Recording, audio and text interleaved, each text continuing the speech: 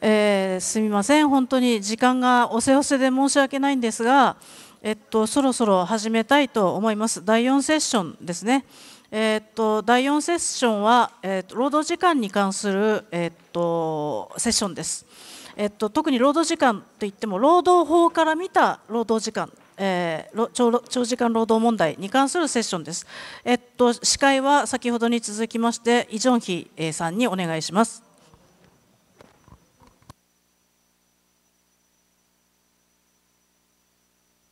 네, 마지막 세션인데요. 요코타 선생님과 오늘 포럼 자리를 조직하는 과정에서 당초 다룰 주제들이 너무 많고 해서 1박 2일을 생각을 했었어요. 그러다가 장소 문제 등 여러 가지 현실적인 문제로 하루로 좀 줄이긴 했는데, 세션이 지나면 지날수록 내용들이 상당히 광범위할 뿐더러 깊고 토론할 거리들도 굉장히 흥미로워서 하루로 하기에는 너무 아쉽다라는 생각이 많이 듭니다. 그런 만큼 더 알차게 발표와 토론이 진행이 되었으면 좋겠습니다. 네 번째 주제는 노동 시간인데요. 이미 일본에서 회자가 된 과로사라는 장시간 노동에 따른 과로사 혹은 과로 자살 문제가 한국에서도 굉장히 일반적인 언어로 이해가 되고 있습니다. 그리고 가까운 중국의 경우도 최근 들어서 996라는 말이 회자가 되는데요. 이 말은 아침 9시부터 일을 해서 밤 9시까지 일을 하고 그것을 주 6일 동안 한다라는 말로 996라는 것이 중국의 장시간 노동을 설명하는 하나의 단어로 회자가 될 정도로 장시간 노동의 문제는 비단 일본과 한국을 넘어서 동아시아 전체 문제로 좀 확산이 되고 있는 것 같아요. 우리가 인간도 자연의 일부이기 때문에 해가 지면 집에 들어가서 가족들과 생활을 하고 잠을 자야 되는데, 그것도 지금 자본주의 하에서 자신의 시간을 사용자한테 쓰도록끔 빼앗기고 있는 상황이고, 최근 들어서는 심야 시간의 노동까지도 많이 확산이 되고 있는 상황입니다. 그렇기 때문에 노동시간 문제에 대한 검토를 통해서 조금 더 인간다운 생활을 할 수 있는 그런 노동체제를 만들기 위한 토론을 진행하고자 합니다. 첫 번째 발표는 김근주 선생님께서 맡아주실 텐데요. 한국노동연구원에서 근무를 하고 있고, 노동시간 문제에 관해서는 한국에서 누구보다 독보적인 연구를 진행을 하고 계시고요. 지금도 장시간 노동과 일생활 균형이라는 주제로 한 5년의 장기 과제를 진행을 하고 계시거든요. 그래서 관련 고민들을 좀 담아서 오늘 발표해 주시겠습니다. 김구주 박사님 모시겠습니다.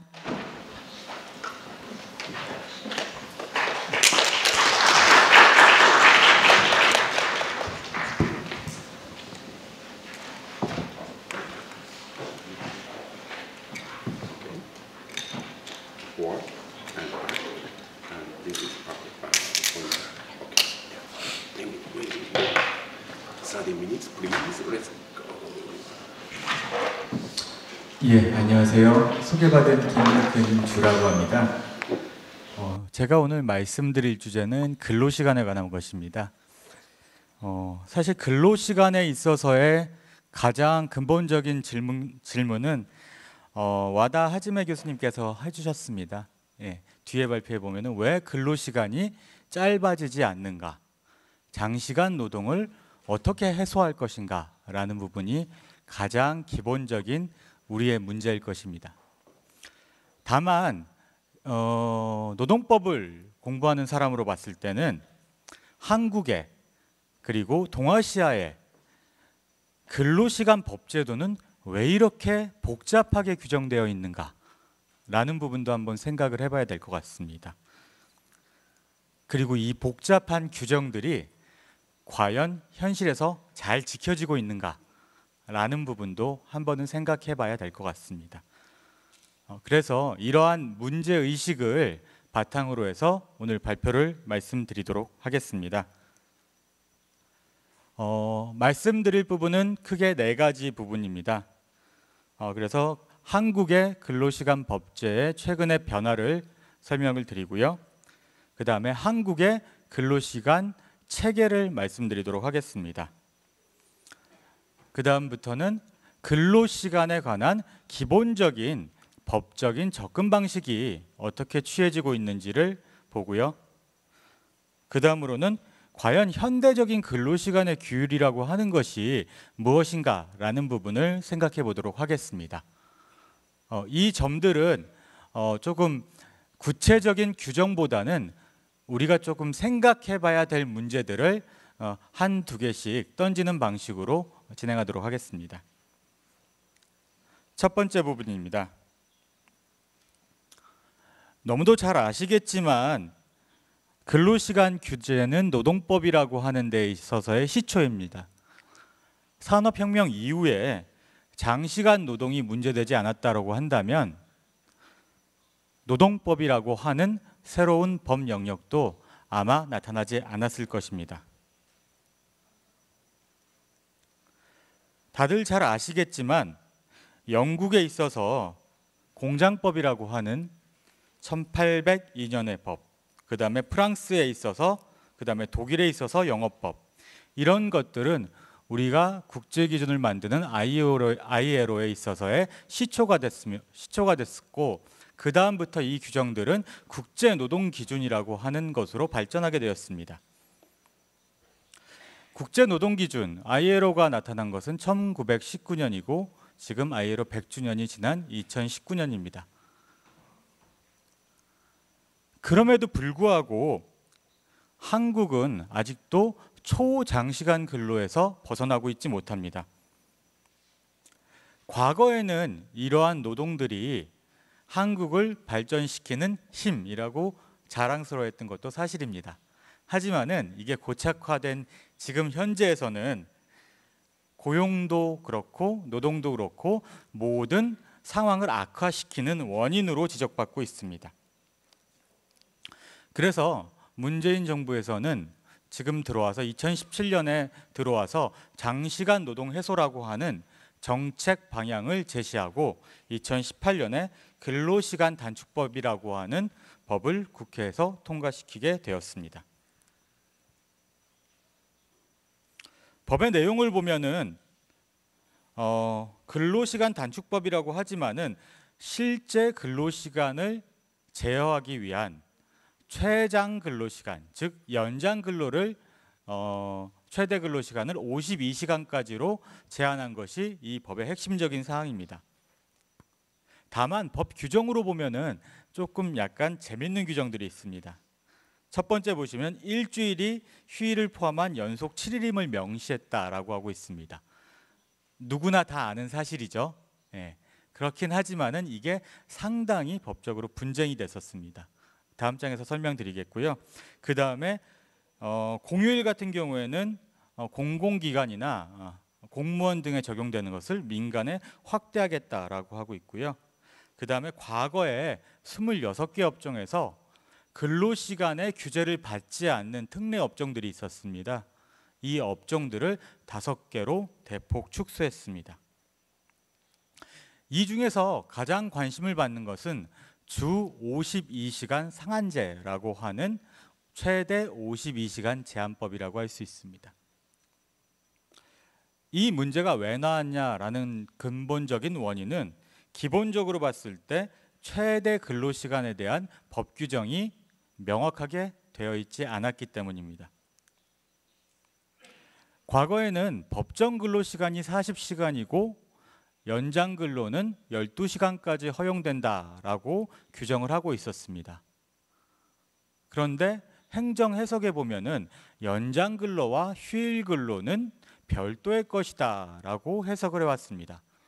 그렇기 때문에 초과 근로가 12시간까지 되고 그 다음에 별도의 휴일, 주말, 토요일, 일요일에 8시간씩 근무를 시킬 수 있으니까 법의 해석에 따르면 68시간까지는 법이 허용한 것이 아니냐라고 하는 논란이 있었습니다. 과거에도 보면 휴일 근로와 초과 근로가 다른 것이 아니다. 그렇기 때문에 법정 근로시간을 넘어서는 것은 모두 초과 근로다라고 해서 52시간을 주장하던 사람들도 있었습니다. 이런 분쟁이 발생하자 입법적인 해결을 위해서 일주일은 휴일을 포함한 연속 7일임을 명시한다라고 하는 아까의 방식으로 52시간이 최대임을 입법적으로 확정하였습니다. 그리고 사업장 규모별로 해서 단계적으로 실시하는 방식으로 하고 있습니다. 그래서 사업장 규모가 300인 이상인 사업장은 2018년 7월 1일부터, 그 다음에 중소기업이라고 할 수 있는 300인 미만 사업장은 내년 1월 1일부터 이렇게 단계적으로 실시하는 방식을 했습니다.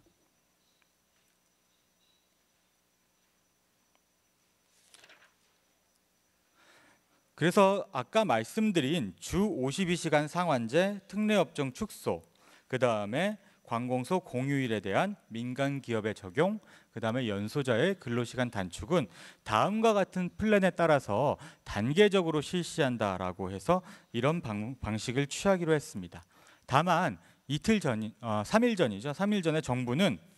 2020년 1월부터 시행하기로 한 중소기업에 있어서의 근로시간 단축을 노동 감독을 하지 않겠다. 1년 동안 이라고 발표를 했습니다. 이 얘기는 실질적으로 법은 시행되지만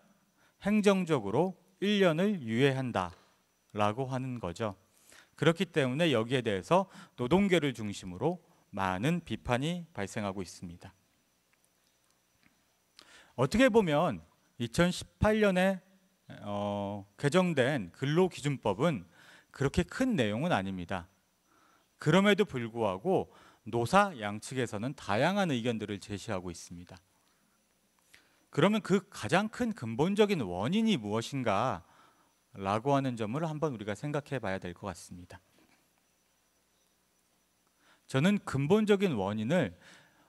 근로시간 체계와 그 다음에 그 연역적인 데서 찾고 싶습니다.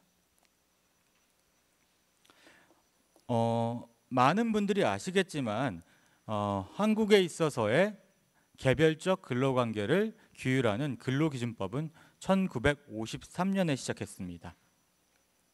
여기에 있어서의 법정 근로시간은 1일 8시간, 그 다음에 1주 48시간, 최대 60시간이라고 하는 규율을 시작했습니다. 사실 53년이라고 한다면 상당히 오래전 일이죠. 하지만은 1일 근로시간과 1주, 그 다음에 최대 근로시간은 지금과는 그렇게 다르지 않습니다. 그래서 정책의 방향성은 법정 근로시간을 단축하는 데 초점을 맞췄던 것은 사실입니다. 그래서 쭉 보시면요, 이렇게 중요한 개정만을 말씀드리면 89년에 법정 근로시간을 44시간으로 단축하는 게 나타났습니다. 53년부터 시작을 하면 거의 40년 만이 되겠네요. 40년이 넘어서가 되겠네요. 그리고 97년도에 들어서 일괄적인 근로시간 체계로는 어렵다라고 해서 유연근로시간제라고 하는 것이 도입이 됐습니다. 그리고 나서 2003년이 돼서 법정 근로시간이 40시간으로 단축되게 됩니다.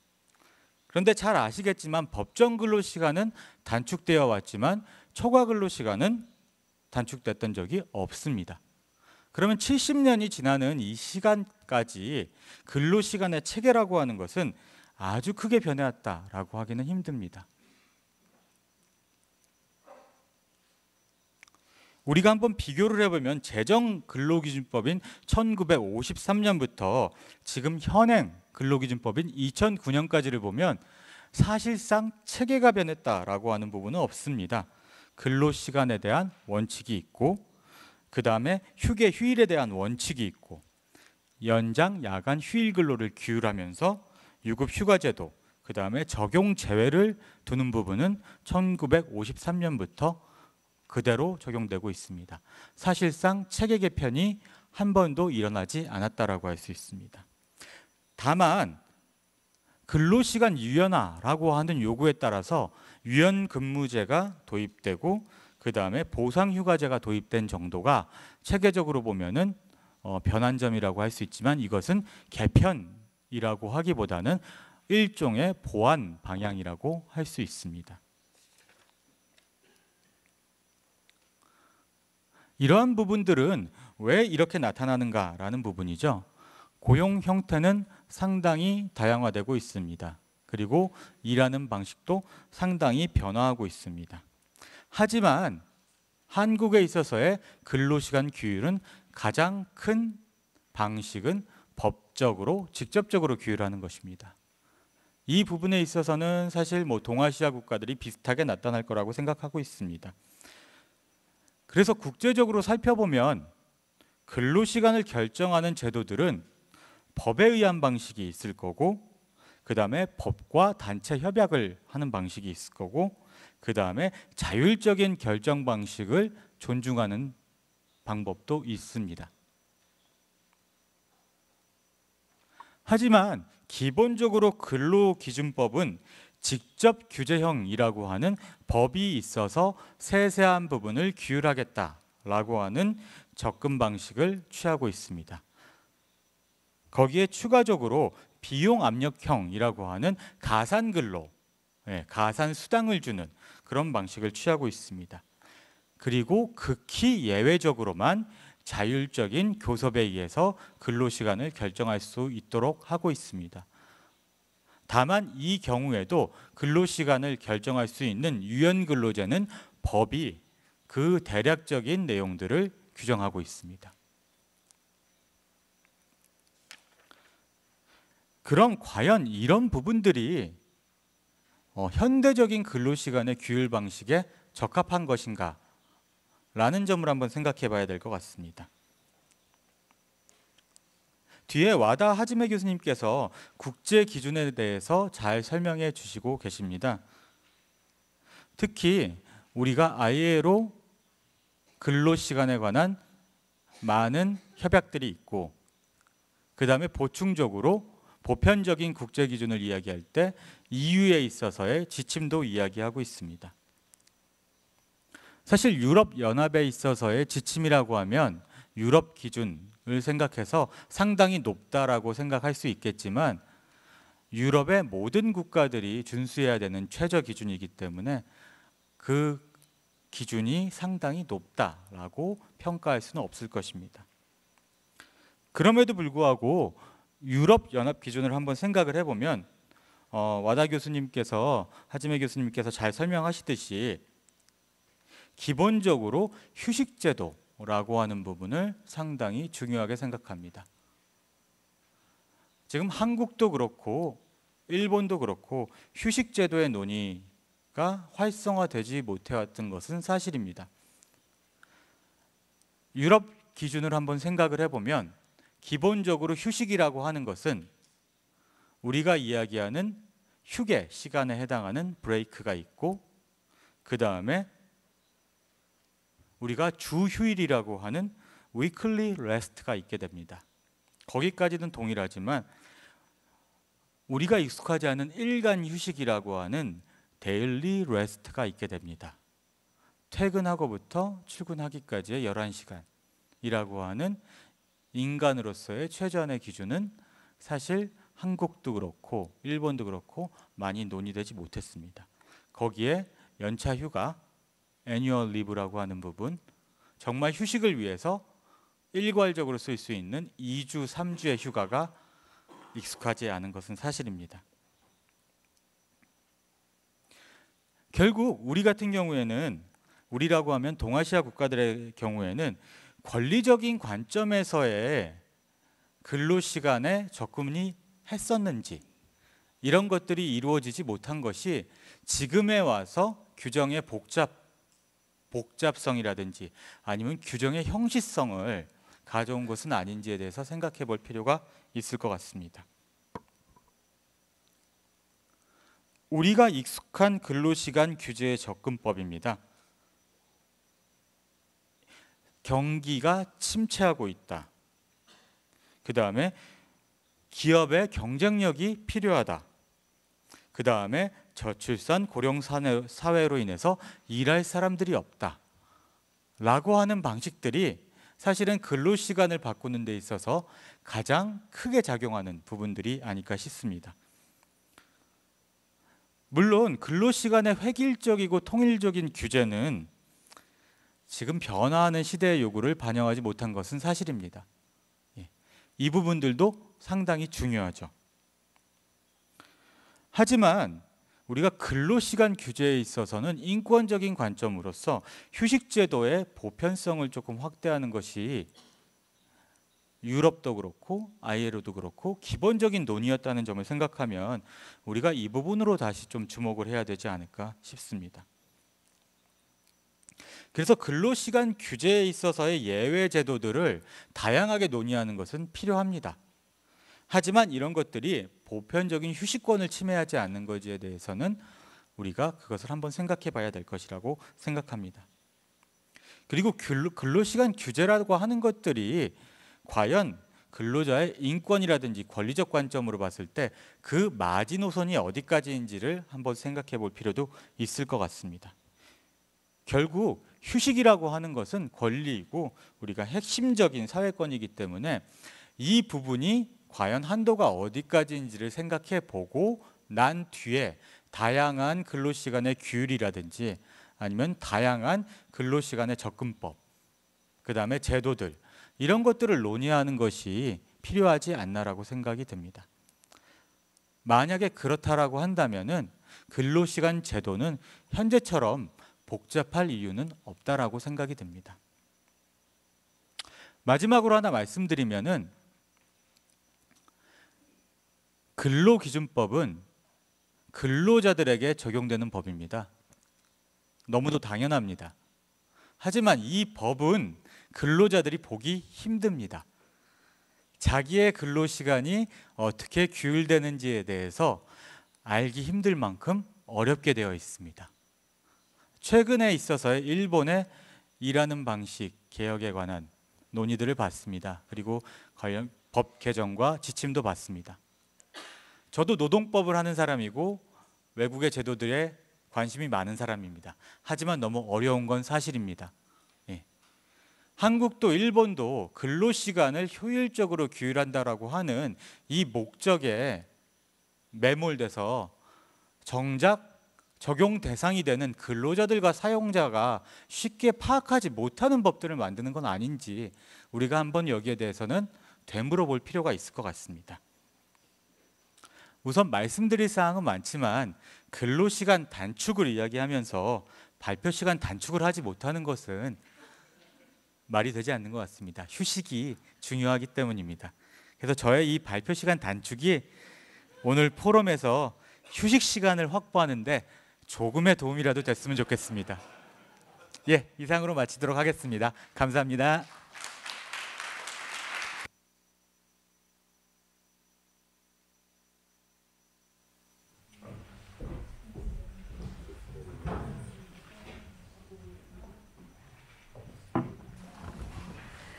네, 노동 시간과 휴식권이 인권이자 노동자의 권리다라는 말씀과 더불어서 이 자리에 모이신 청중 여러분들의 휴식권을 감안하셔서 발표 시간을 많이 단축을 해 주셨습니다. 다음은 일본의 노동시간 법제에 현황하고 최근의 변화에 대한 말씀을 듣도록 하겠습니다. 와다 하지메 선생님께서 발표를 해주실 텐데요. 아마 별도로 제가 소개 말씀드리지 않아도 모두 잘 아시는 분이실 테고, 저는 주로 노사관계를 공부를 하고 있는데 노동법을 전공을 하고 있지 않음에도 한국에 있는 제가 와다 하지메 선생님 글도 많이 읽을 만큼 한국에서도 선생님의 이 그 노동법에 대한 이론 그리고 진보적인 관점에서 노동법을 어떻게 설계하고 해석할 것인가에 관해서는 한국에 있는 학자들에게도 많은 시사점을 주고 계시고 있습니다. 네, 그러면 와다 하지메 선생님 발표 청해 듣겠습니다. 和田です。時間が削減できるかどうかちょっと分かりませんけれども、できるだけ通訳の人のことを考えてゆっくり喋りたいと思います。私のテーマはですね、ちょっと刺激的なんですけど、なぜ日本の労働時間は短くならないのかという話で、法律の話も少ししますけれども、法律は法律だけで動いているわけじゃありません。日本人の意識とか社会システムとかそういうことと関連して動いているものですから、できるだけそういう話も含めてお話をしたいと思います。で、最初のデータは、これは確認で皆さんもすでにご存知のことと思いますけれども、労働時間の現状で、GLPT のデータから取っているものです。残念ながらこのデータの中には韓国が出てこないものですから、一番右のところに、新しい OECD の統計で、数字を出しておきました。日本が、1680時間、本当にそんなに少ないのかと皆さんおっしゃるかもしれませんが、OECD のデータではこうなっています。ドイツはもう1363時間で、韓国はこれを見ますと2000時間を超えています。日本とは約300時間、日本とドイツも約300時間の差があるということで、私が1980年代87年に労働基準法が改正されたところから労働時間に関心を持っていたんですが、この日本とドイツの差はいつまでたっても縮まりません。日本もこうに減ってきてるんですけれども、ドイツもさらに減ってきてますからほとんど変わりません。で、それはいいんですが、やっぱり一番問題なのはですね、これは申し訳ありません、厚労省の統計はこんなもう国際化している時期にこんな統計資料しか出さないのはお粗末だと思うんですけれども、和暦です。29年が2017年です。申し訳ありませんけど、この見ていただきますと、一般労働者、これはもうおそらく、ほぼフルタイムの通常の労働者と考えていただいていいんですが、ずっともう30年近くこの人たちだけ見ると労働時間が変わってないんですね。でこれがおそらく私たちの実感だろうと。でなぜじゃあ先ほどのように労働時間が短くなっているのかと、これ見ますとかなり短くなってるんですけれども、どうして短くなってるかっていうと、もっぱらこれですね、パートタイム労働者が増えてきていることによって、全労働者平均ですから、当然パートタイムが増えていけば労働時間は短くなります。で、この影響によって、全体の労働時間は短くなってるんですけれども、一般の労働者の労働時間は全然短くなってないということです。で、これは最初の方の話も出てきましたけれども、長時間労働、週60時間以上働く、週60時間以上働くというのは、単純計算すると月に80時間ですから、時間、過労死基準で働いている人たちの割合ということになりますけれども、それがこういう数値であると。で、特に深刻なのは働き盛りの人たち、男性でいきますと30代40代の人たちが依然としてこういうその過労死ラインで働いているという、こういう統計が出てきます。これは韓国がどうなっているか分かりませんけれども、似たり寄ったりじゃないかということはちょっと思います、言えると思います。それから最初に統計だけちょっとまとめてお話をしますけれども、これは年給の取得率の話です。で、取得日数はもう1984年だから30何年間ほとんど変わってないんですね。付与日数はこれは増えてます。労働基準法が改正されて付与日数が増えてますから増えてますけれども、取得日数が変わらないもんですから、これいつでしたっけ、50% を切って、そこからもうずっとほぼこんなごちゃごちゃごちゃごちゃしてるんですね。この切れてるのは統計の取り方がこの時から変わってるものですから切れてるだけなんですが、ほぼ連続してるっていうふうに考えていただいて結構だと思います。それから、この右のは、これは面白いんですけど、エクスペディアっていうのは世界的な旅行会社なんですけども、彼らにとってみるとどこの国が休暇を取ってるかということは非常に関心事なんですね。でこれでいろんな国の年給のものがむしろこちらの方が分かりやすいものですから、私はよくこれを使うんですけれども、日本は大体 50%、 韓国は 93%で、これ、今年の9月に日韓で労働時間に関するシンポジウムをしたときに、こんな嘘だよと韓国の人が言っていて、そんなに韓国だって休暇取ってるわけじゃないっていうふうに言われたんですけれども、そこの実態は私には分かりません。これはエクスペディアが公表しているこの統計です。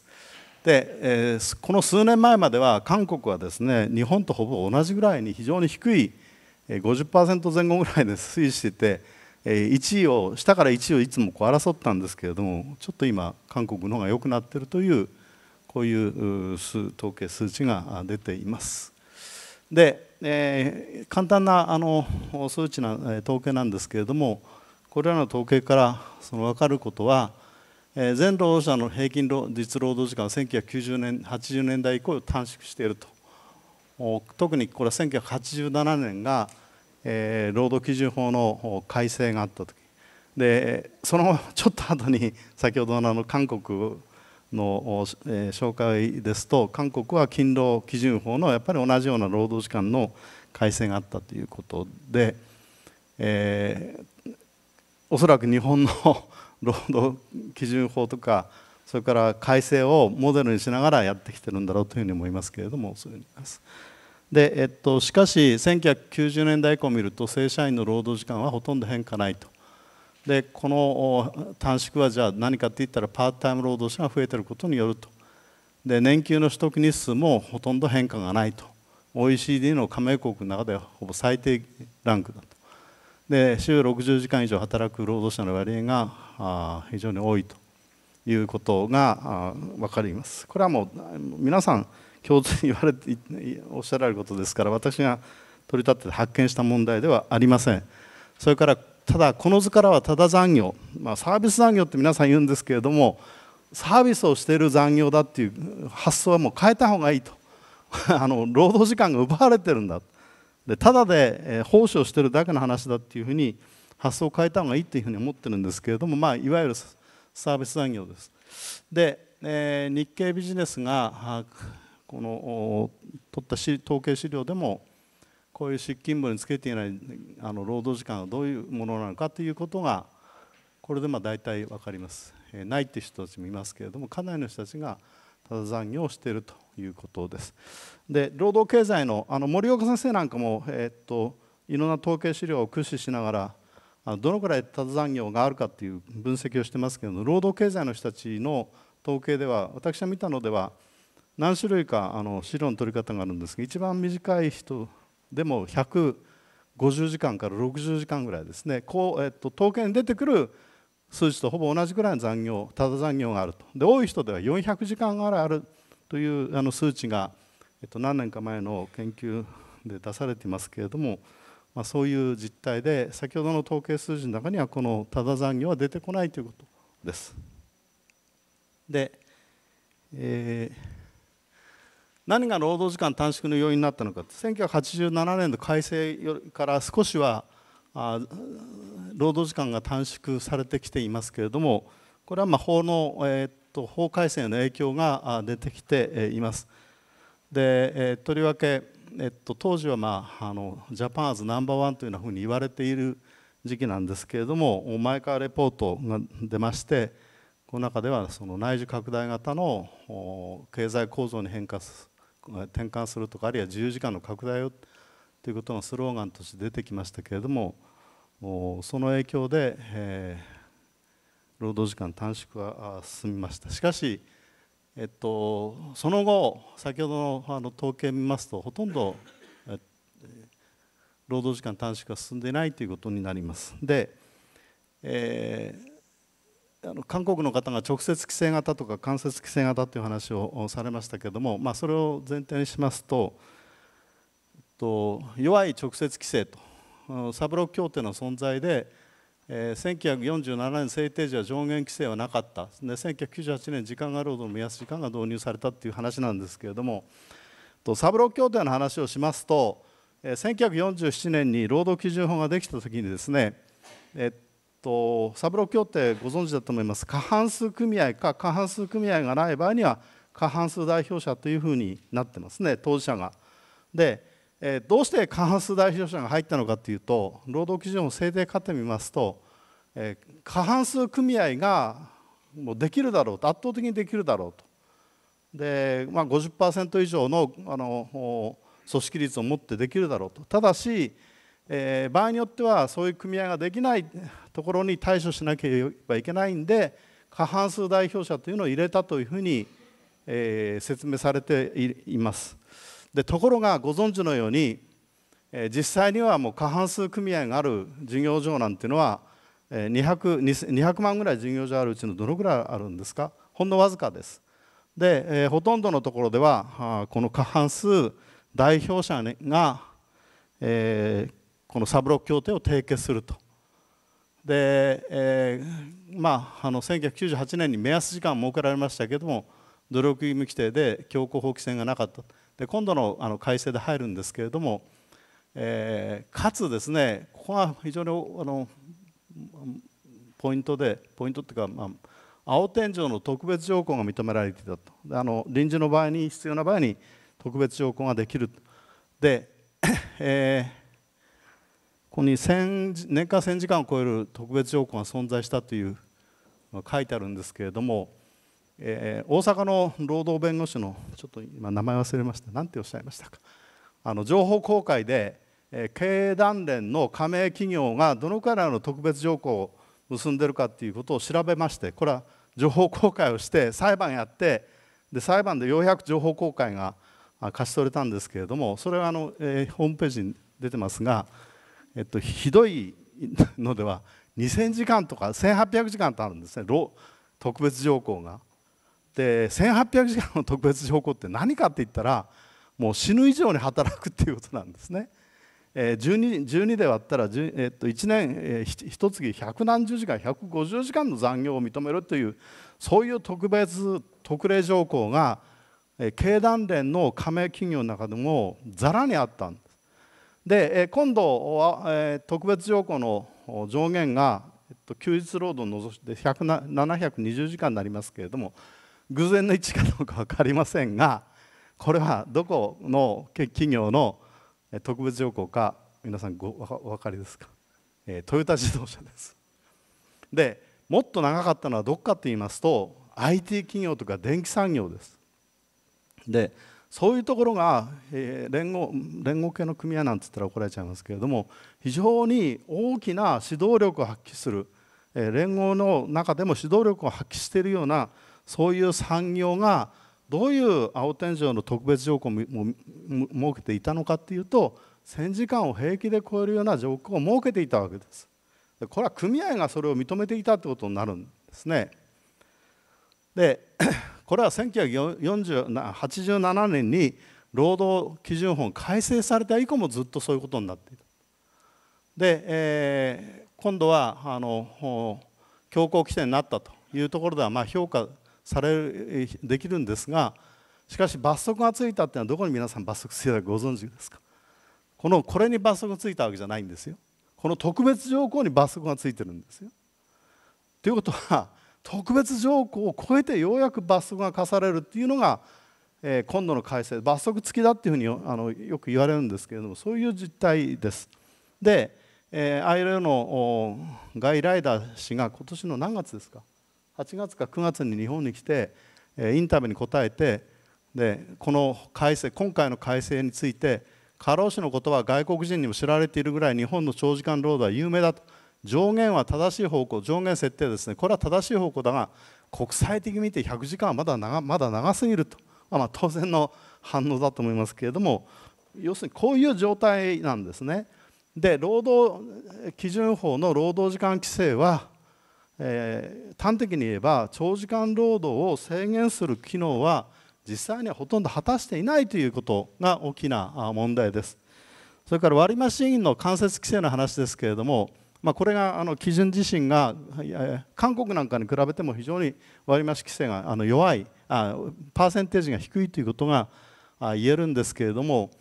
これは上げることが当然必要ですが、後でちょっと時間あったらまたお話をしようかと思うんですが、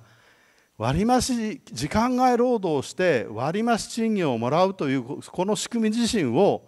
変える必要が本当はあるのではないかということを今私たちは議論しています。つまりどういうことかというと、時間外労働をして他の人たちに迷惑をかけて、で自分の収入にポケットに入れて、で全体の労働時間を長くするというこういう行為をやめない限りは働き方改革にならないんじゃないかっていうちょっと議論がありまして、で割増率はじゃあどうしたらいいのかと、これはヨーロッパで行われているような労働時間講座として時間を貯めておいてですね、必ずどっかでそれを解消すると、お金ではなくて休暇で必ず解消するというこういう仕組みを早急に作らないと、時間外労働によって収入を得ようというこういう発想自身を変えないとダメなんじゃないかというのが今の議論です。で、休息時間、これは先ほど出てきました。もっとゆっくりすいませんついつい早口になってしまいました。休息時間については先ほど韓国の方からも紹介ありました。これは省略しますので、EU の労働時間規制の中では、休憩という概念はですね、1日の休憩、これは休憩時間ですね。それから1日働いている間の休憩が休憩時間ですね。それから1日の休憩っていうのがこの休息です。それから1週間では休日です。それから1年間にとってみる年休と。でこういう形で休憩っていうものをちゃんと定義をしてるんですけれども、日本ではまだまだそういうやっぱり休憩っていう捉え方が弱い。これは韓国でもおっしゃってましたけど、その話はきちっと議論しなきゃいけないんじゃないかというふうに思います。で、年給の話だけちょっとしておきます。年給は、労働基準が制定されたときは1年間の待機期間で6日から、1年ずつ1日増えていって20日で上限になるというこういう規制になってました。でこれは ILO 基準、当時の ILO の基準からももうそれではILO 条約を批准できない状況でした。で、労働基準を制定者たちは何を言ったかというと、年給は大切だけども当時の日本の経済は疲弊していて、でとてもそんな休みを取れるような状況じゃないから、これぐらいにしておこうということを一旦考えてこういう状況になったんですね。ところがこれがずっとその後続いていくんですよ。基本的なその発想がこう続いていくわけですね。で、もっと言いますと、実はこの労働基準法が1947年にできた時には、労働基準法の施行規則っていうところに1年経った段階で使用者は労働者に年給の使い方を聞かなきゃいけないという規定があったんです。聞かなきゃいけないと。つまりどういうことかというと、6日っていう年給をあなたは1年間でどうに使うんですかと。でこれを聞いて使用者は付与しなきゃいけないって規定になってたんですけれども、これが、規則ができて数年後になって、ひっそり施行規則からなくなってしまいます。どうも日本に合わないということでなくしたみたいなんですけれども、これはですね、いわゆるヨーロッパとかで考えられているのは年給のこと、年給の取得方法を当初は考えていたんですね。考えていた。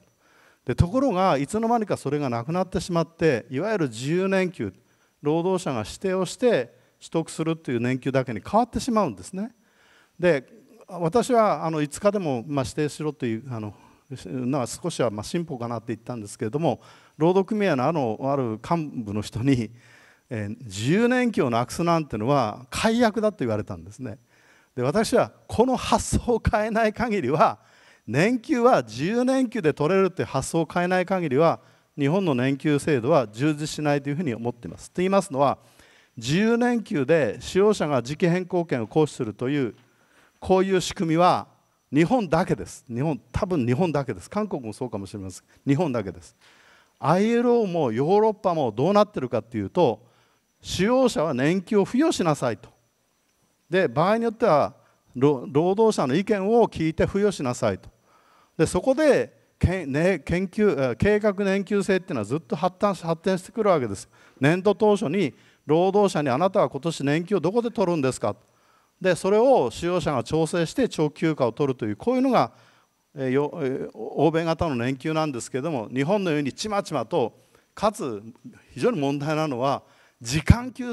年給なんていうのは途中で労働基準法で入れるんですけれども、こういうことをやってる限りは日本の年給制度は充実しないというのがもう明らかなことです。で、10年期を入れても全然年給日数は増えていません。からコーポロ制度については、話が、出ましたから、私の方から、詳しいことは言いませんけれども、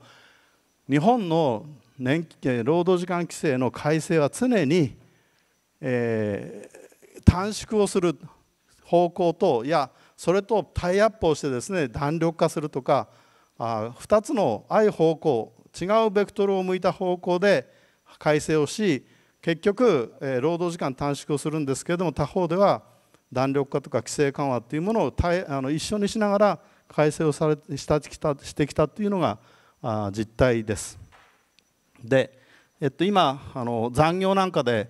これは本当にできるかどうか分かりませんけれども、今の労働基準法は、事業所を変えても労働時間通算するんですけれども、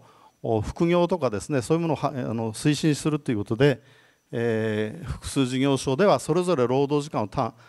別個に計算するなんていう、こういう案が出ているようです。で、ただ厚労省もちょっと聞いた話ですけど、厚労省もこんなことされると困るというふうにどうも役人たちは考えているようなんですけれども、これは日本のこの間のずっと労働政策がですね、三者構成方式というのが破られて、常に政府がなんとか委員会っていうのを作って、規制改革委員会、産業なんとか委員会っていうのを作って、そこからもトップダウン式で降りてくる。これは労働法だけではなくて、教育の分野でも、経済法の分野でも全て一緒です。で、こういう方式で降りてきちゃってるものですから、これをやっぱりかなり根本的に改めないと、こういう法制の改革問題はなかなかうまくいかないというふうに考えて、あとは実はこれも非常に大きいんですけれども、話をしだすと長くなっちゃうんですが、労働時間規制は均等法ができたり改正するたびに労働基準法の女性の労働時間規制は無駄な保護だということで削られてきます。ところがですね、昔はやっぱりそれではまずいと、女性が実際に家事労働になってるんだから、そのことをちゃんと規制しておかないと、あるいはそれを男性並みを当てはめていかないと、女性労働は進展しないんだと、女性の職場進出は進展しないんだというふうに言われたんですけれども、これはその通り、案の定その通りになります。で、女性は結局家事労働と、を一緒にできるようにパートとかですね、そういう働き方を選んでいかざるを得なくなったという、その一つの問題が今のところにあります。あと長いこと話をしません。労働時間規制が、韓国はちょっと分かりませんけれども、日本では先ほど言ったように労働組合自身が労働時間を短縮するという機能が非常に弱いんですね。これは、ヨーロッパなんかは労働組合がマクロ政策に関与する力がある。例えば私はドイツのことをずっとやってて、こういう本を書いたことがあるんですけれども、1980年代に高失業率をから脱却するために労働組合が先頭になって35時間制を実現していくわけですね。で、法律に手をつけようなんてこと一回も言ったことない。で労働組合がそうやってたんですけれども、日本は残念ながらそうにはならないんで、これはちょっと違う話なんですけれども、ヨーロッパがドイツ、私はドイツなんですけど、ドイツは労働協約は必ず、州の役所に届け出なきゃいけない。で誰でもが見られるようになっています。ところが日本のトヨタの労働協約は、トヨタは悪者じゃないんですが、日産も一緒ですが、トヨタの労働協約は外から見れません。で私たちが行って見せてくださいって言っても組合ですら出しません。つまり日本の労働協約というのは企業の中の秘密元なんですね。ところがヨーロッパの労働協約というのは社会の宝なんですね。そういうふうにあって積極的に労働政策に関与してるんですけれども、残念ながら、日本にはそういうことがないと。でこれ一時、春闘方式で脱却しようとしたんですけれども、残念ながら今は非常にこの力が弱くなっていってしまうと。で最後、これ日本人の意識の話なんですが、なぜこんな日本の労働者はお金と言って労働時間にお金を選択するかということなんですが、これは私の主論ですが、戦後非常に経済的な荒廃状態からドイツも日本も脱却してくるんですけれども、日本はですね、所得倍増政策で見られるように、生産性の向上を全部お金に回したんですね。で、労働時間短縮にあまり回さなかった。ところがドイツはそうではなくて、このつい最近ドイツの人を呼んでセミナーをしたんですけれども、1950年代で1950年代、ここに書いてないか、土曜日のお父さんは僕のものだっていうスローガンが出てくるんですね。1950年代の半ばに。でそれをスローガンにして週休2日制を獲得していくんですけれども、日本は、お父さん元気で留守がいい世界なんですね。だからもう全然発想が違うと。でこれはこういうメンバーシップ型雇用とかっていうことと関係してくるんですけれども、こういうようなことも考えてやらないと、労働時間規制っていうのは単純に法律によって規制をすれば短くなるっていうものではないっていうことをちょっとお話をします。で最後、この日本の企業のモデルっていうものをどういうふうに考えるのかっていうのが非常に大きな問題になってきていると思います。でこの表にはないんですけれども、ドナルド・ドアさんが1990年日本は従業員主権から株主主権に変わったと。でこれはアメリカのモデルによって変わったというふうに言われてるんですけれども、この前につい最近アメリカの、ビッグビジネスの社長たちが集まった会議、グローバルなんとかっていうので、ビジネスというのでどういうことを言ったかというとですね、正確に言った方がいいかな。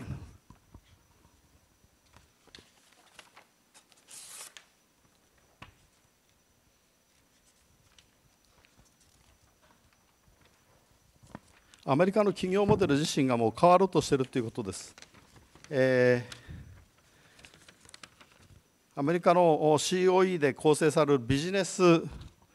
ラウンドテーブルが2019年の8月にこういう声明を公表します。企業の目的に関する声明と。で、この中で企業の目的の再定義ということを行います。で、1997年にこの団体は企業の主要な目標はオーナーである株主に経済的利益を還元することだというふうに言った。しかしその結果、良き企業をいかに機能させるかという視点を無視してしまった。でこれからの企業は多様なステークホルダーに配慮した企業運営をしていかなきゃいけない。でその中に投資家だけではなくて労働者、コミュニティ、それから、原材料の供給業者、消費者等が入るんだ。で、労働者の利益にとっては例えばダイバーシティ問題、社会的包摂、それから教育に対する投資、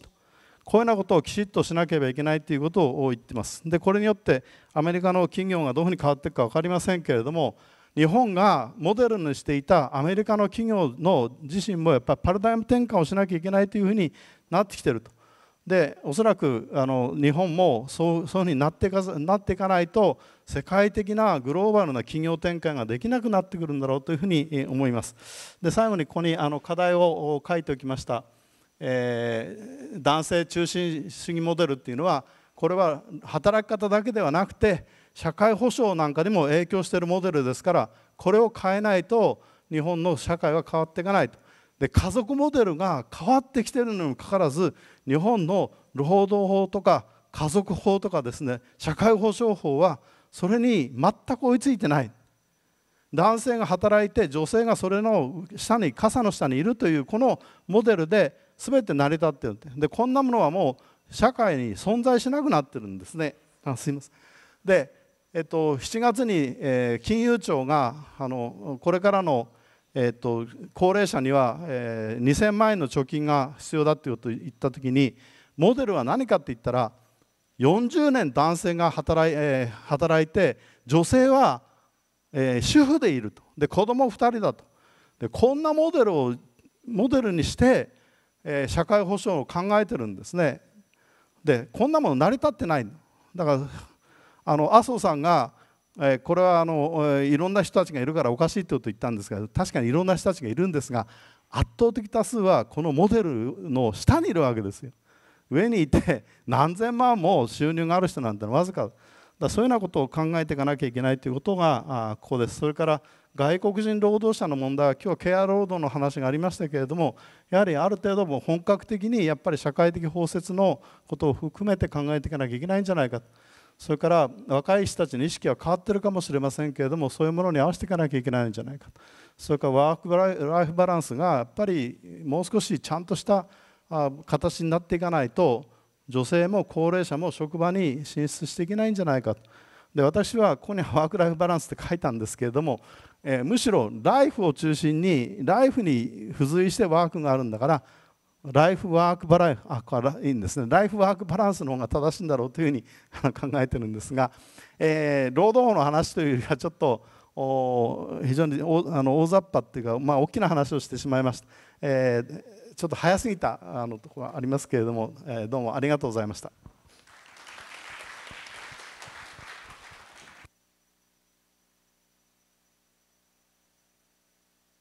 다 선생님께서는 시작할 때 노동시간 문제를 법의 문제로만 볼 수는 없고 여러 다층적인 측면을 고려를 해야 된다라고 말씀을 해주셨고요. 발표 내용에서도 법 제도뿐이 아니라 노동시장 공급의 문제, 노사 관계에 대한 문제, 인구 구조의 변화, 청년들의 인식의 문제, 굉장히 종합적이고 입체적으로 발표를 해주셨습니다. 그러면 그 일본과 한국의 노동시간 법제 현황에 대한 발표에 대해서 토론 듣도록 하겠습니다. 토론은 나카무라 카즈오 선생님께서 해주실 텐데요. 교토 변호사회에서 변호사로 일을 하고 계시고 인권 변호사로서 주로 노동 문제, 특히 청년이나 비정규 노동자와 같은 취약계층 노동자들의 이해대변 활동을 주로 하고 계십니다. 네. 弁護士の中村です。よろしくお願いします。OECD の中でも一般労働者の長時間労働が突出している日本と韓国なんですが、規制の仕方もかなり共通点があるように思いました。今日お二人の報告を聞いていてもかなり類似性が高いというふうに思います。両国とも週40時間ということを一応基本にして、そして韓国の場合は少し規制をしていって12時間まで、週に12時間までという形にしていく。日本の場合には大きな例がいっぱいあるんですが、月に一応45時間というところまで上限規制ということを一応法律には規定していくという形になりました。ただ規制方法っていうのはやっぱり、なるべく単位が小さい方が効果的だと、実効性があるというふうに言われています。日本は月単位ですけれども、やっぱりもう一つ進んで週単位にしなければいけないし、そして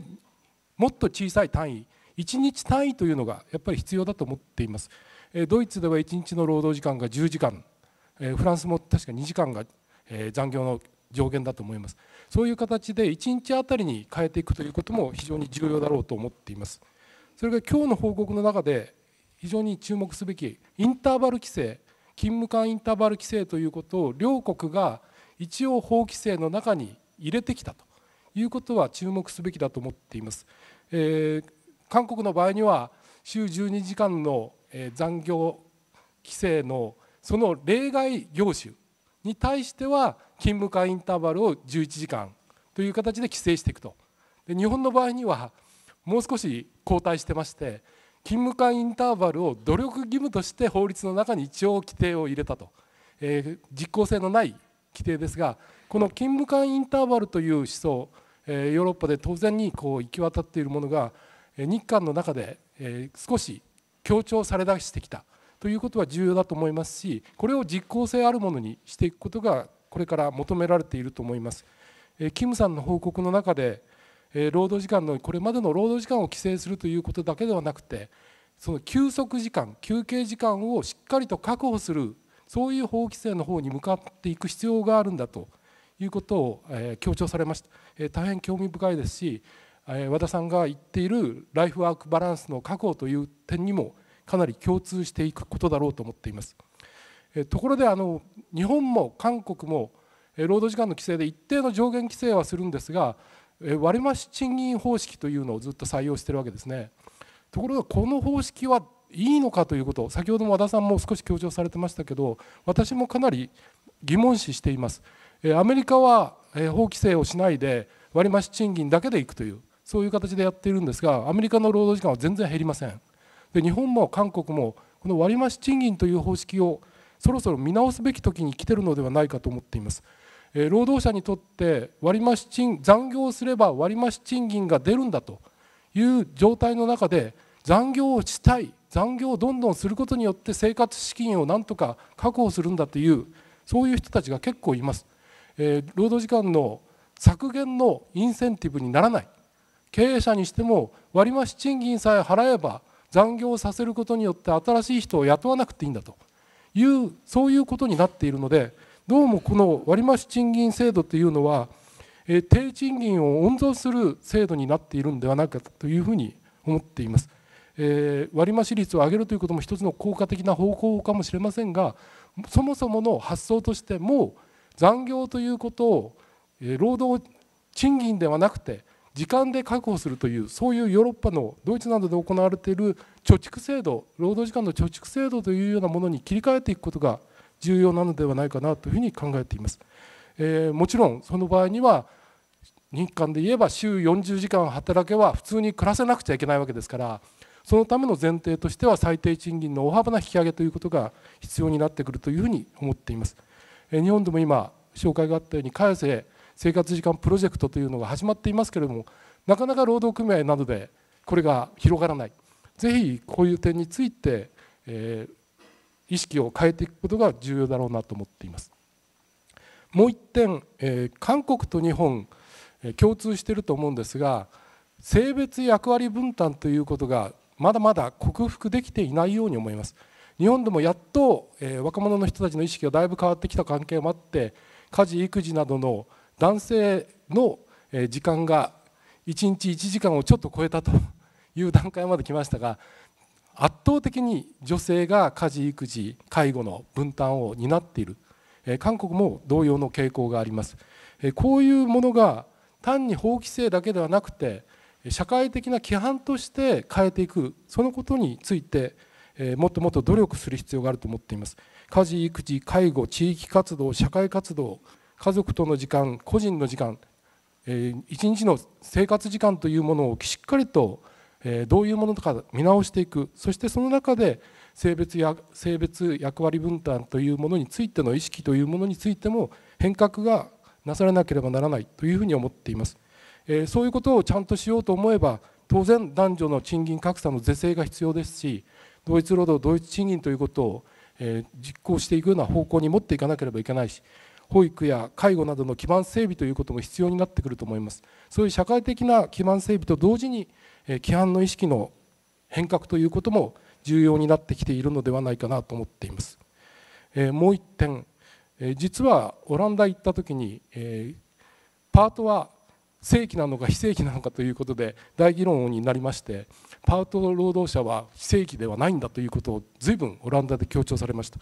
オランダでは今労働時間調整法という法律があって、1年間以上勤めた労働者は自分の労働時間を自分で決定できる。1週間に何日働くか何曜日に働くか、そういうことは労働者の権利として確立しています。使用者は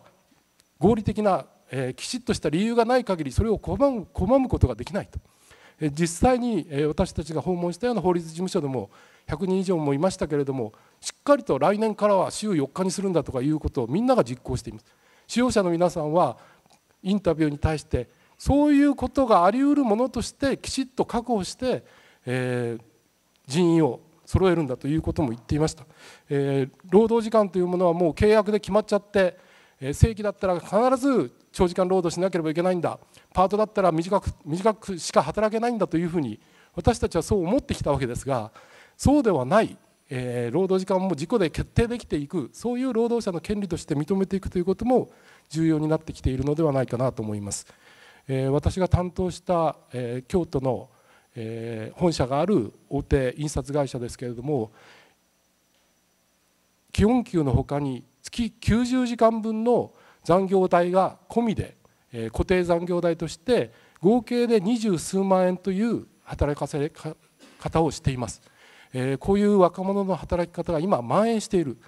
ぜひ労働時間の規制をしっかりとしていくこと、そして最低賃金とセットで生活を取り戻すようなそういう働き方に変えていくことができる必要があると思っています。ぜひそういう方向での議論が進むことを期待して私のコメントとさせていただきます。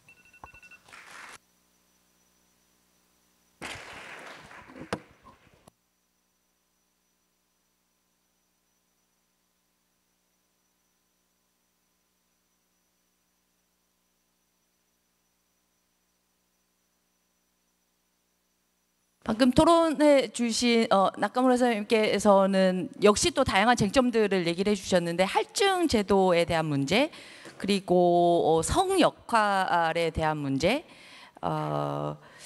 그리고 청년층에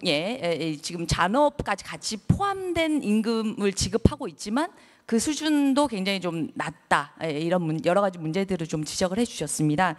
저희가 지금 13분 남았는데요. 일단 그 발표와 토론이 진행되는 중에 제시됐던 질문이 혹시 내 거 빼고 없나요? 네. 그러면 네. 질문이 별도로 없는 관계로 네. 김문주 박사께서 예, 질문을 다수 받으셨다고 하네요. 그러면 먼저 김금주 선생님께 예, 먼저 그 질문에 대한 답변 부탁드리겠습니다. 예. 제가 아까 발표 시간을 상당히 단축했다라고 말씀드렸는데 질문이 4개가 나왔습니다. 예. 장시간 노동을 해소하는 것만큼이나 장시간 포럼을 해소하는 것도 어렵지 않나라고 생각이 듭니다. 아마도 큰 주제들로 얘기를 해서 세부적인 내용들을 물어보신 것 같습니다. 그래서 질문이 4개가 나왔는데요. 1개는 묶을 수 있을 것 같아서 3개에 대해서 답변을 드리도록 하겠습니다. 휴식 시간에 대한 접근법 문제를 하셨는데요. 동아시아에 있어서의 휴식 시간에 대한 접근법이 무엇이 조금 이상한가라고 하는 부분인데요. 아까 와다 하지메 교수님께서 말씀하셨듯이 저는 연차 휴가를 한번 예로 들고 싶습니다. 해외에서는 2주, 3주 연차 휴가를 쓰는 게 당연하죠. 예, 그렇게 하는데 우리는 지금 1시간 단위까지 나눠지고 있습니다. 용어 자체도 연차 휴가, 보상을 받는 것 같죠. 다음에 쓴다고 하지만 보통은 애니얼 리브죠. 연례 휴가입니다. 우리가 노기법 규정에도 39조에 되어 있는데 우리 한국에 있어서의 근로기준법도 비슷합니다. 8할 이상의 기여를 한 사람에 있어서 휴가를 줍니다. 80%를 출근한 게 휴가의 취득 요건이죠. 일본은 6개월이고 한국은 1년입니다. 근데 소정 근로일이 한 250일이다라고 했을 때 20% 결근한 사람에게 우리는 어떤 일이 일어날까요? 한번 생각을 해보시면 125일에 있어서의 보면은 20% 결근하면 25일을 결근한 사람, 제가 봤을 때는 무단 결근이라고 하면은 고용을 유지하기 힘들 겁니다. 그렇죠. 예. 괜시리 법을 상당히 복잡하게 만들어 놨다는 거죠. 그래서 꼭 일을 해서 보상을 해야지만 휴가가 주어지고 그것을 쪼개서 아껴서 쓰는 것. 이게 한국과 일본의 기본적인 휴식 제도에 대한 접근 방식이라고 하는 것입니다. 예, 휴식은 쉽게 주어지지도 않고 그거를 쓰기는 상당히 어렵다라고 하는 거죠. 이런 나라들은 전 세계적으로 봐도 상당히 없다라고 하는 부분입니다. 그 다음에 한국에도 서비스 잔업이 있는지를 물어보셨는데요. 아마 일본 못지않게 있을 것 같습니다. 그리고 근로시간 제도가 경직됐기 때문에 서비스 잔업은 상당히 또 있겠죠. 그리고 아까 얘기했던 삼육협정과 같은 제도들이 없기 때문에 업종에 따라서는 필수적으로 발생할 수밖에 없는 부분도 있습니다. 다만 이제 세대가 지남에 따라서 소위 말하는 청년 세대들은 자기의 권리 인식이 높아지기 때문에 서비스 잔업이 없어지고 있다라고 하는 말들을 많이 하는데요. 법을 하는 입장에서는 정말 부끄러운 이야기 같습니다. 제도는 개선되지 않았는데 시민의 인식으로 인해서 서비스 잔업이 줄어들고 있다라고 하는 것은 어떻게 보면은 다행이기도 하지만은 서비스 잔업을 줄어들이는 데 있어서 법, 제도, 그 다음에 노동관계 이런 것들은 전혀 기여를 못했다라고 하는 부분이죠. 그래서 청년층을 중심으로 서비스 잔업이 점점 사라지고 있는 것은 사실인 것 같습니다. 네, 두 개 부분을 물어보셨는데요. 기본적으로 뭐 이제 일본에서도 트럭 운전 같은 경우에 장시간 노동이 많이 문제가 되고 있고, 그 다음에 의사의 노동 시간도 많이 문제가 되고 있다. 한국에서는 어떻냐라고 하는데 사실 한국에서도 비슷합니다. 이런 부분들은 비슷하고요. 아마 동아시아에 있어서의 특성인 것 같기도 한데요. 산업별 노동조합에 의한 근로시간 규율이 이루어지지 않기 때문에 법에 의한 아까 일괄적인 규율이 이루어진다라고 말씀드렸습니다. 그렇기 때문에 기본적으로 근로시간에 대한 산업별 분화가 되어 있지 않습니다. 그래서 그 업무의 특성에 따른 근로시간의 규율을 하고 있지 못하죠. 그래서 업종별 규율이 필요한 것도 사실입니다. ILO, 기본적으로 봤을 때 ILO는 도로 운송 등에 관한 장시간 노동에 관해서 지침을 만든 바 있습니다. 1979년이고요. 153호에 관한 협약입니다. 내용을 한번 찾아보시면 아시겠지만은 상당히 구체적으로 규정하고 있습니다. 다만 문제는 그 협약을 체결할 수 있는 업종과 산업을 어떻게 구분할 것인가 라고 하는 부분인데, 많은 유럽 국가들에서는 자발적으로 노사관계로 그 산업의 분류를 결정하고 있습니다. 우리 같은 경우에는 그게 어렵겠죠. 그렇기 때문에 기업별 노동조합에 있어서는 요새 많이 나오는 이야기가 안전운임 제도를 하자라고 해서 단가를 올려줘서 그 업을 관련하는 법령에 있어서 휴식 시간을 규제하자라고 하는 업종별 적용법에 근로시간 규제를 넣자라고 하는 부분들이 있지만, 사실 단속을 어떻게 할지, 규율을 어떻게 할지 이런 부분들이 어렵습니다. 그렇기 때문에 그 부분도 조금 더 논의가 필요한 것 같고요. 기본적으로 봤을 때는 이제 여러 가지 업종별 문제에서는 우리의 교섭 구조라고 하는 것들이 발목을 잡고 있습니다.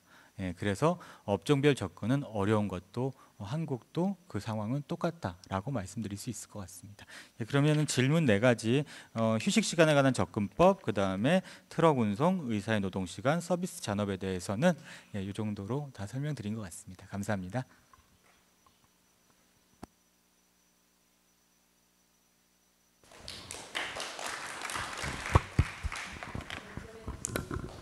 와다 선생님께서 질문에 대한 답변해 주시길 부탁드리겠습니다.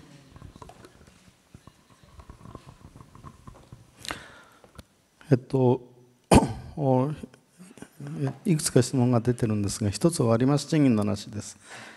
これは私もちょっと話をしましたし、中村先生も話をしたんですけれども、割増賃金を上げることによって、使用者がそれを抑える機能があるということは、これは大体経済学でも言われていることで、日本の厚労省も2015年か6年4年の頃の研究会報告で 50% がその何て言うんですか、残業を抑えるかどうかの分岐点だということをおっしゃってますから、これはまあ多分そうなんだろうと思います。でしかしそれを増やすとですね、労働者が残業して手当をもらおうというインセンティブにも働くこと確かです。でそこで、もうヨーロッパなんかドイツなんかは残業してもお金をもらうっていう方式じゃなくて、コントに積み重ねていって、で休暇でそれを取得するというこういう方法になってますから、日本でも韓国もそうかもしれません。そういう方向に転換していかないとこの問題は解決つかない。で時間外労働はありますし、時間外労働が私はなくなるというふうには思ってませんけれども、しかし時間外労働したことは余分に体に負荷を課しているわけですから、これはお金ではなくてちゃんと休みを取ることによって回復するという方法しか、健康管理のことから考えるとないんじゃないかというふうに思っています。で前はそんなこと考えてなかったんですけれども、やはり私たちの労働時間というのは、労働試験というのは生活と健康を考えた働き方を自分たちが選べるような仕組みをどういうふうに作るかということが最も主要な目的なんだろうというふうに思います。それから新営業につきましては、これも難しい話です。で、日本はこのドライバーだけじゃなくて24時間もう休みなく働くようなこういう社会になっています。でドイツのことをちょっと言いますと、ドイツは閉店法という法律がありますから、基本的に夜中は商店なんかできませんし、よほどのことがないと働けないんですけれども、日本はそうではなくて24時間儲けるか儲けないか関係なくですね、お客さんが夜中に来ないのに開けてなきゃいけないという、こういう社会を作ってきてしまったと。しかし最近は労働力不足でコンビニの人たちがもう耐えきれなくなって、こういうことをやめてほしいということをオーナー、あれは何て言うんですか、サプライヤーっていうんですかに交渉しようということが出てきてますけれども、これは私はこの問題はやっぱり彼らに団体交渉権を認めて自律的に解決できる仕組みを一方で作るべきだというふうに思いますし、消費者は消費者として考えなきゃいけない問題だと。で結局ゼロサムゲームなんですね。ドイツなんか見てると夜中に空いてなくたってみんな生活してるわけですよ。空いてなければ空いてる時に買いに行くだけの話ですから、なんもゼロサムゲームの話ですから、もう少し、他の人も健康で文化的な働き方ができるように私たち消費者も考えていかなきゃいけないというふうに思っています。でこれとの関係でちょっと医師の話と教師の話をしたいと思うんですけれども、今日本では教師の労働時間について先日国会で1年変形労働時間制を導入するという仕組みができました。でこれは各自治体が条例でそういう制度を入れるかどうかって決めるための法律の枠組みを作ったんですけれども、教員の人たちの長時間労働にさせてるのは何なのかと。でこれはですね、保護者とか社会の過剰な期待なんですね。で私は部活なんてのはもう学校でやめた方がいいと思います。それから、教員が本来の教育の仕事に、注力できるように無駄な仕事はもうどんどん割いていくしかないと。でこういうことを学校の先生に要求しておきながら自分たちの労働時間の問題を考えないというのは、彼らの労働時間を考えないというのはやっぱりこれは異常ですから、最近教育学者なんかの人たちもあちこちで言ってますけれども、本来の仕事に、注力できるように、仕組みを作っていくということがまず大切で、1年変形制のようなものを入れて夏休み実際に取れないのに夏休みを取って調整しなさいなんていうこんなナンセンスな仕組みは全くおかしいと思います。それから医師の長時間労働は日本の医師の今の長時間、2000何時間ですか、残業平均が、ヨーロッパ OECD の平均は確か400時間から500時間ぐらいです。でこれも日本の医師の働き方と、それから呼び出し労働とかですね、あれは何て言うんですか、呼び出されたらすぐに応じなきゃいけないとか、いろんなヨーロッパでは考えられないような過剰な期待というものを医師にかけてるんですね。もちろん医療保険の問題もありますけれども、そういうことを考えていかないと医師の問題もやっぱり解決していかないと。で消費者にとっては不便かもしれませんけれども、常にオンデマンドで世の中が動いてるっていう、こういう社会構造を変えていくっていうことが必要だと。でそれは我々も考えなきゃいけないと同時に、その職業集団が団体交渉でよって決められるっていう、そういう仕組みを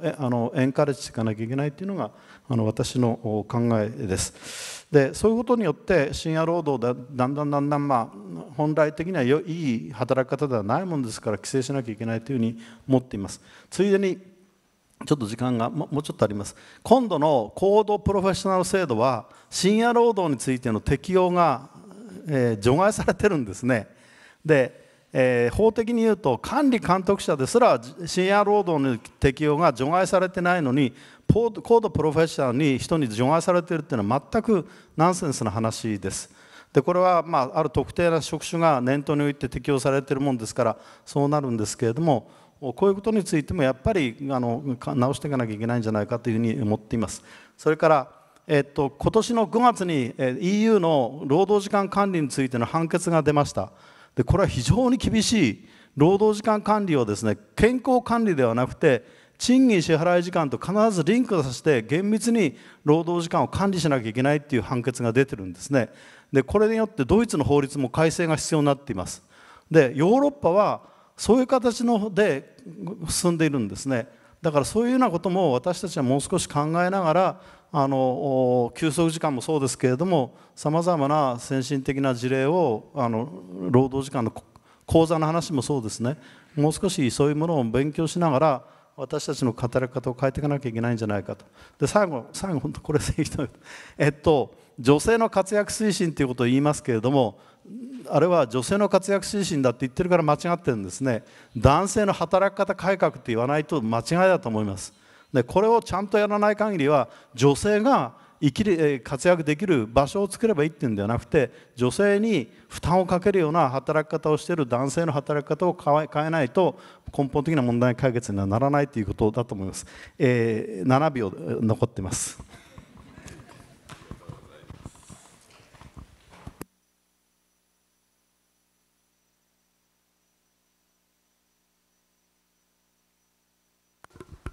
오늘 그 세션 처음 시작을 하면서 지금 쿠마자와 선생님께서 아베의 노동 개혁 정책에 대한 말씀을 해주시면서 장시간 노동을 충분히 규제하고 있지 못한 이 현실이 참상과도 같다라는 말씀을 해주셨었는데요. 그 말씀이 굉장히 저한테는 큰 의미로 와 닿았는데, 우리가 마지막 세션까지 오면서 지금 이 장시간 노동이 사회적인 참상이 되지 않도록 하기 위해서 어떤 방식의 규제가 필요한지, 그리고 인식의 변화가 어떻게 사회적으로 구성이 되어야 하는지에 대한 많은 고민을 가질 수 있었던 것 같습니다. 지금 저희 세션이 50분까지로 예정이 되어 있어서 약간 여유가 있지만 마무리 말씀으로 또 해주실 얘기도 좀 많으실 것 같아서 혹시 이 자리에서 질문을 안 하면 집에 가서 울겠다 하시는 분은 손 들어서 질문 좀 해주시고요. 네, 없으시면 한 2분 정도 남았으니까 사회자 권한으로 죄송합니다만 혹시 쿠마자와 선생님께서 このセッションについては別にはないんですけど、全体的な感想でよろしいですか？お願いします。전체적으로 네네. すみません、ちょっと大きな話なんですが、今日全体をずっと聞いておりまして、私この日韓フォーラム初めてなんですが、やっぱりね、どなたかがおっしゃいましたね、労働改革は韓国が勝っていると言うてね。でつくづく思います。共通の側面もあるけれども、やっぱり労働改革の実績というものは大変大きくて、例えば女性労働の組織化のところのお話ではね、田島さんのお話では可能性というふうな、可能性っていうのはしかしほとんど彼女の場合必要性に近いけども、実際には韓国の方の報告は実際に起こったことの報告であるという、そういう違いがある。でそういう違いってどこから来るんだろうということなんですけど、やっぱり若い世代に伝わっているかどうかということだと思うんですね。でそれはなんていうか伝承、なんていうか戦いの伝統みたいなものが世代を超えて伝わるということで、違いは80年代にあるように思います。私は日本の80年代というのは社会運動も労働運動も完全に沈静化した時代。それで人は20歳ぐらいの時、20歳から25歳ぐらいのまでに何を見るかということが将来の思想みたいなことに関係するとすればですね、実際80年代以降に20代なり25歳を過ぎた人っていうのは、例えば今50代の人や60代の人っていうのはもうなんか思想的な展開としてこう言っちゃなんだけど望みがないという感じがいたします。ましてその若い人はそうだ。しかし韓国の80年代はね、光州事件があり、87年の大闘争がありですね、そしてなんかその後16年の労働革命に至るまで戦いが積み重ねられて、その他にも女性労働者の戦いがありという、それが伝わっているということが大変大きいというふうに思いました。でこれは今更言ったって仕方がないというふうに思う。どういうふうに若者に伝えていくかということが一つ問題。もう一つだけ大変大きい話なんだけど、韓国っていうのはね、私の印象では、私はイギリス労使関係を割合やっておりましたので思うんですけれども、サッチャー以前のイギリスに大変似ているというふうに私は思いました。それは公共部門の比重が大きくて、しかも官民横断の強力な労働組合運動が存在する国、ストライキも大変多いし、つまり経営者が労働組合を恐れていた時代と、そういう国だ。でそういう国はスタグフレーションに陥ったから、だから80年代以降世界の先進国は一斉にそこから離反したと。で一番離反したのはそれはそれ以前からそういう特徴を持っていた我が国日本だというふうに思いました。それに対して韓国はね、世界のその社会民主的な勢力が後退する中でね、どういうわけかというと失礼だけども、80年代以降からですね、だいぶなんていうか人々の自主とか民主とかね、あるいは抵抗とかいうふうな運動が脈打ってきたというふうな、そんな違いがあるかなと。それで日韓の比較なんですけども、これはもうちょっとなんていうか広げてですね、例えば欧米での社会民主的な政策の後退と新自由主義的なの支配みたいなこととの関係も少し見たいと。と申しますのはね、私は韓国っていうのはサッチャーが登場したようにね、大きな揺れ戻しがあるのではないかと。このままで済むはずはない。で私がこの会を通じて、一体韓国っていうのは経済界というのはこんなに弱いのかとねいう疑問を禁じ得なかったのはそのためであります。でそういうふうなことは、今後、私もこういう機会はないと思いますけどね、長くなりまして申し訳ありませんでした。そういうことをちょっと感想として、全体の感想としてね感じました。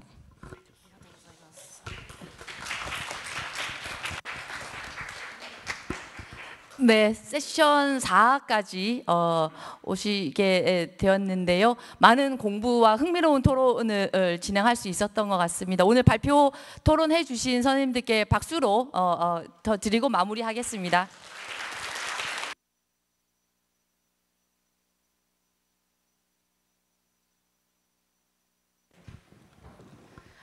에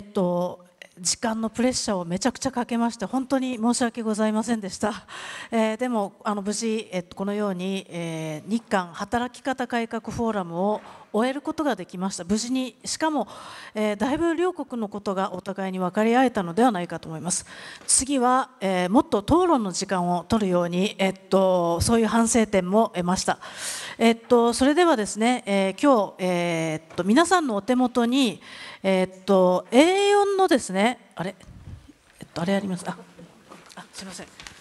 A4 の紙が、日韓働き方改革フォーラム実行委員会決議というのがございます。今回の、フォーラムの内容を、まとめたものです。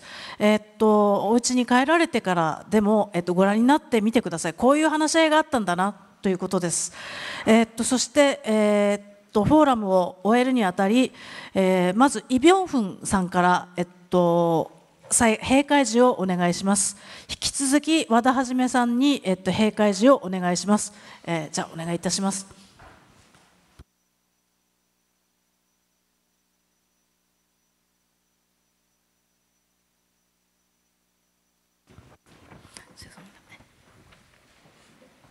5분 정도 부탁합니다. 그래도 시간되나요? 예, 오늘 하루 길었던 날이 이제 마치는 시간이 됐습니다. 저도 좀 하루 종일 공부하다 보니까 목이 이렇게 좀 거칠게 되네요. 이해해 주시고요. 한국 측 참가자를 대표해서 제가 오늘 포럼을 성공리에 마치는 것을 감사하다는 폐 인사를 드립니다. 방금 전에 한국에 대해서 구마자와 선생님께서 너무 좋은 평을 해주셨는데요. 사실 노동조합 조직률을 얘기를 하면은 일본이 오늘 발표로 들으면 17%고 한국은 이렇게 애써봐야 10%, 11%가 안 되고 있습니다. 그리고 노동존중 정부가 캐치프레이를 내고 또 서울시에서 노동존중 특별시를 하자라고 하는 것도 그만큼 한국의 노동자들이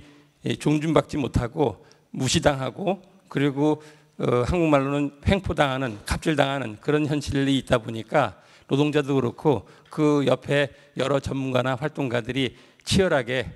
노력하고 있는 것으로 이해를 해주시고요. 아직도 한국에 갈 길이 멀고 오늘 같은 포럼이 그 갈 길을 찾는데 많은 공부가 되고 많은 고민을 나누고 많은 희망을 같이 또 나누는 그런 자리였다고 생각됩니다. 이 자리를 만드시는데 여러분들이 고생을 해주셨는데요. 제가 성함을 다 기억을 못해가지고 우선 2회 포럼에 준비를 해주시는 니시타니 사토시 실행위원장님 그리고 요코타 노부코 선생님, 와카타 시게루 선생님 그리고 안준용 선생님 이 일본 측의 네 분의 실행위원 선생님이 너무 수고하셔가지고 오늘 이와 같이 아주 훌륭한 토론회를 만들어 주신 것을 감사하게 생각하고요. 한국 측에서는 제가 또 각별히 인사를 드린다면은 노동연구원의 이정희 박사께서 한국 측 간사가 돼가지고 그동안 많은 연락을 나누고 많은 이런 프로그램을 짜는데 수고해 주셨습니다. 그리고 오늘 백유식 원장님도 같이 참석을 해주셨습니다만 한국 측 참석자들이 이 자리에 올 수가 있었던 것은 노동연구원에서 크게 후원을 해주셔서 가능했다는 말씀을 드려요. 오늘 포럼에 한국 참석자로서는 제가 알기로 지난 10년 전에 1회 포럼을 참석했던 사람으로 유일하지 않을까 생각됩니다. 그만큼 오늘 포럼을 진행하면서 나름대로 좀 감개무량하다 그럴까요? 좀 느끼는 바가 있는데요. 1회 때 같이 준비했던 분들이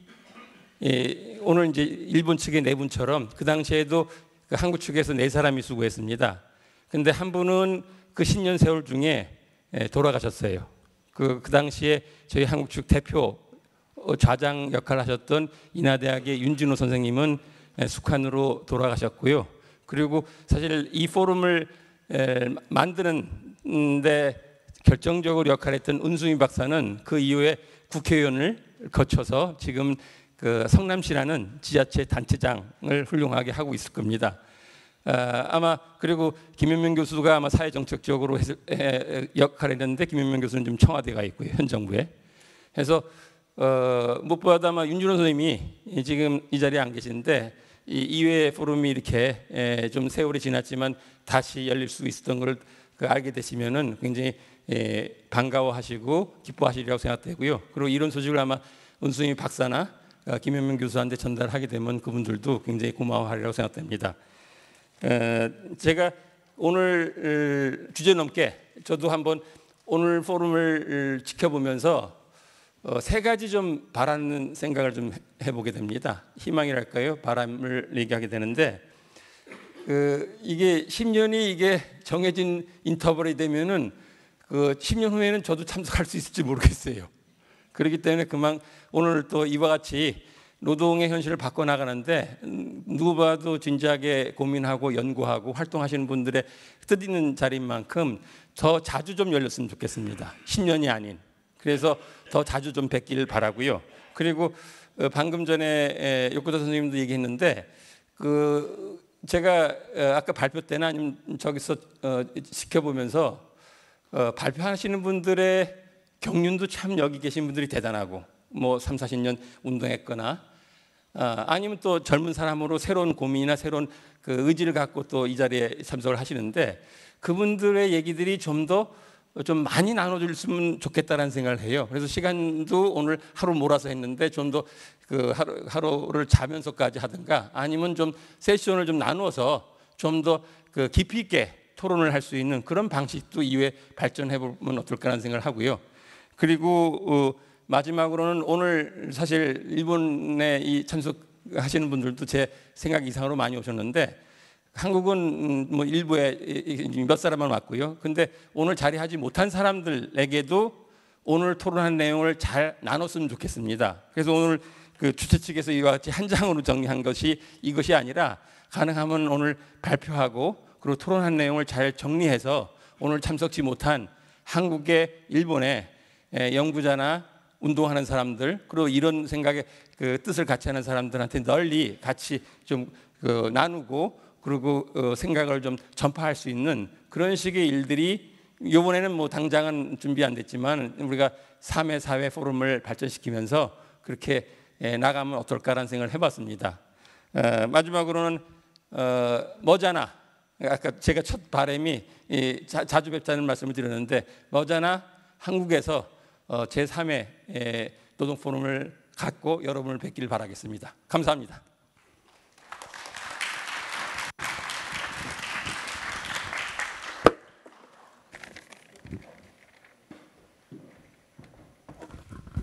引き続き、和田先生に和田はじめさんに、最後のご挨拶をいただきます。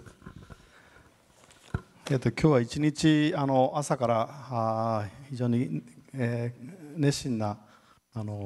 報告と議論をしていただきましてありがとうございました。本当はこの内容だと2日間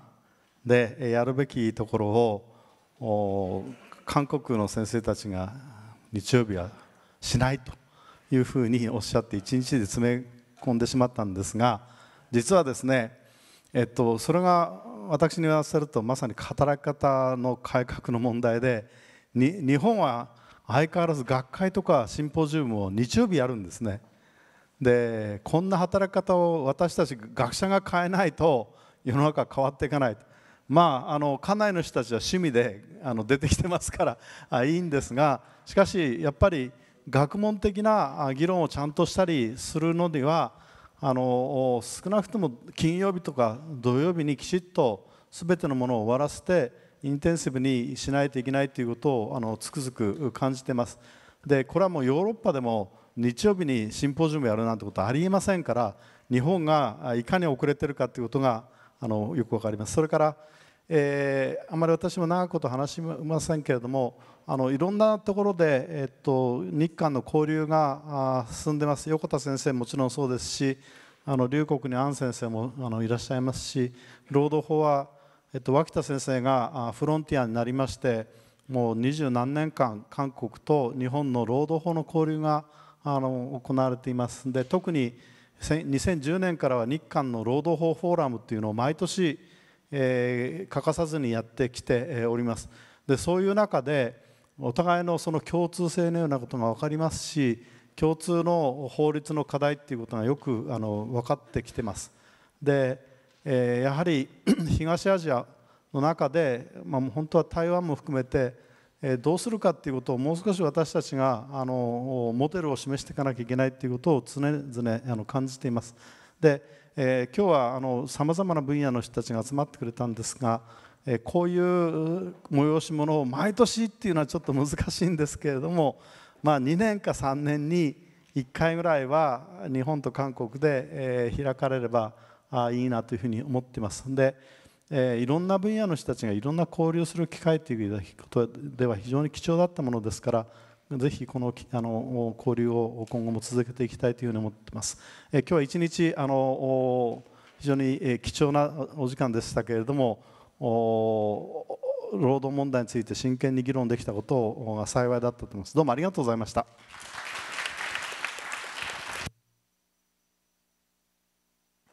それでは、日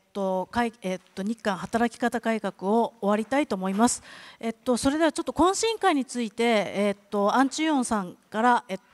ご説明があります。懇親会に行かれる方はですね、22号館のホール3になります。